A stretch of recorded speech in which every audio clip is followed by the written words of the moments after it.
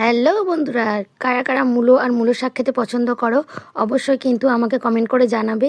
তার জন্য কিন্তু গুলো ঝিরিঝিরি করে কেটে ধুয়ে আর মূলো শাকগুলো কেটে রেখেছি। আর কড়াইতে সরিষার তেল, কালো জিরে, শুকনো লঙ্কা ফোড়ন দিয়ে ভালো করে ফোড়নটা ভেজে নেওয়ার পর ঝিরিঝিরি করে কেটে রাখা মূলো আর মূলোর সাথে দিয়ে দিলাম কিছুটা পরিমাণে কাঁচা লঙ্কা, লবণ, হলুদ দিয়ে ভালো করে নেড়ে নিয়ে কিছুক্ষণের জন্য ঢাকা দিয়ে রাখবো।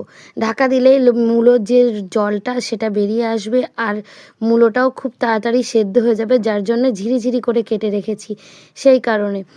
আর আমি মহুয়া, আমার এই রান্নাঘরের রান্না তোমাদের দেখতে কেমন লাগে অবশ্যই কিন্তু কমেন্ট করে জানিও। ভালো লাগলে সাবস্ক্রাইব করো। ঢাকনা খুলে নেওয়ার পর মূলোটা সিদ্ধ হয়ে এসছে।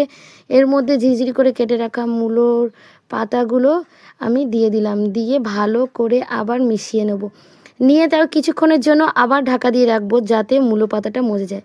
আর এদিকে কুচো চিংড়ি মাছ, যেগুলো একদম ছোট চিংড়ি, সেগুলো ভালো করে লবণ হলুদ দিয়ে ভেজে রেখেছিলাম।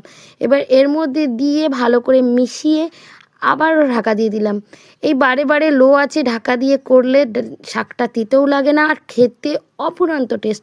তো কেমন লাগলো আমার ভিডিওটা অবশ্যই